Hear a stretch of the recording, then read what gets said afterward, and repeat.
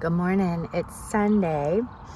This is Kimberly, EVRN. So, have you ever wondered what it's like to own an electric vehicle and you're a hospice nurse and you're just traveling around driving to your patients? Does it work to drive an electric vehicle? Well, it does. So, we have had a Rivian R1S for several months now, and I started driving it for work. We live Cañon City, Colorado, and I drive from the mountains at 8,600 elevation down to Pueblo, Colorado, which is where my hospice office is. Most of my patients are in Pueblo West. I have one patient in Cañon City, but I generally charge the Rivian to 85%. I can make it to Pueblo from my house at 8,600 elevation, so I'm going downhill to Pueblo, the office in Pueblo, and I would generally, on a really good day with no wind, the heat's been a little bit higher, like in the 80s at 8 o'clock, I can make it to Pueblo at a 12% rate. So I've used 12% of my battery. Let me just make a disclaimer here. I'm just a hospice nurse driving an electric vehicle. I do not know all the details. I'm not the car guys out there who are doing these wonderful YouTube videos on range and the elements that come against the vehicle and what does this all mean. So please watch those videos. I'm just here to tell you it's possible to drive an EV and be a hospice nurse. So 12% loss of battery power driving from my home to the office, and then I drive around town and I make it back home. I see about 4 to 5 patients a day. I can make it back home, which is going uphill, right?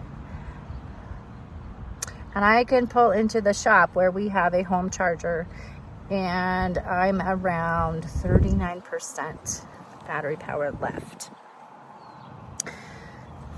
So this has only been the past year. It's been summertime.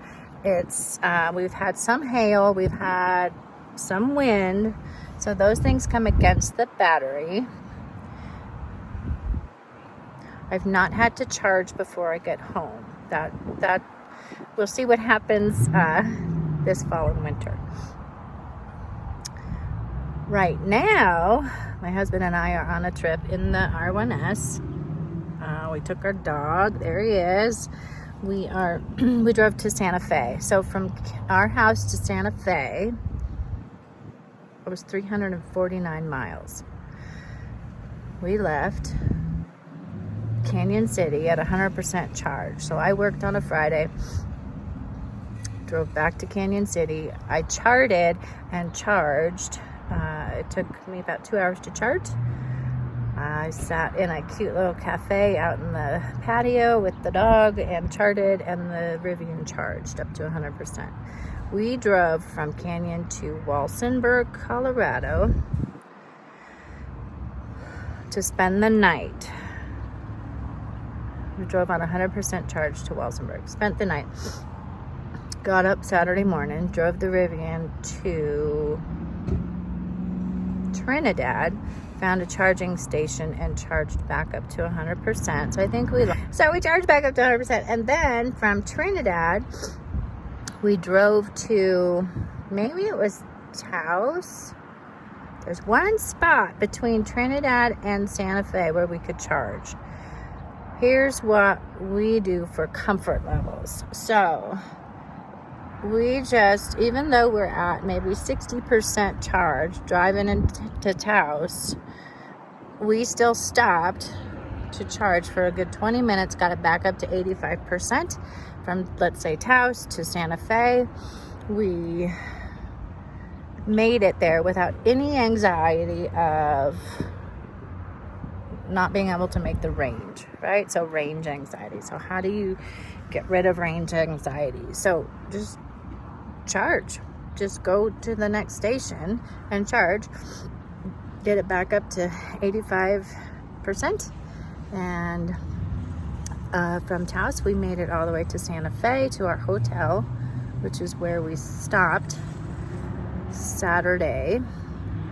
Enjoyed Santa Fe downtown, and then this morning is Sunday, so we found a charging station in Santa Fe, and now we're charging up to 100% because now we're going to start our drive. And in order to reduce range anxiety, again, we want to make sure you just stay at the top of your charge. Don't run the thing down to 5% and then try to find a charging station. It's kind of a bad idea. It's not a good idea for us. How about that? Thanks for watching.